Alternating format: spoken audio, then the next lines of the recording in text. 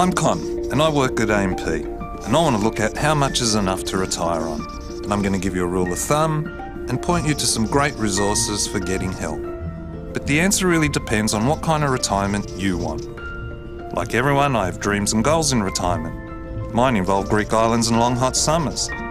One thing I don't think anyone wants is a retirement full of sacrifice and tight budgeting when you've done that all your life.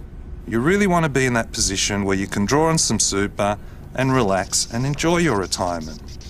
So to experience at least roughly the kind of lifestyle you've had through your working life, there's a rule of thumb to use. Here you calculate 65% of your final pre-retirement income and you multiply that by 20.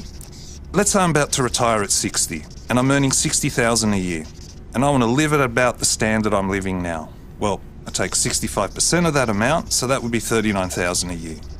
The reason why you might only need 65% is because there's a whole lot of income tax that you're probably not paying on your retirement income.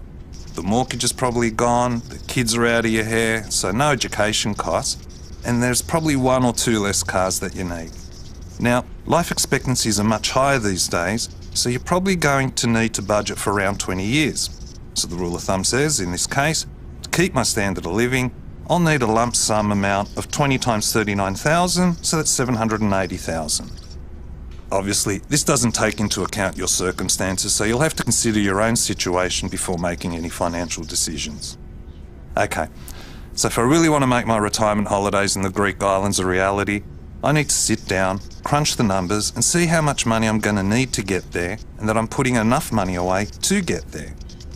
To help you with all that, there are lots of online tools you could probably use.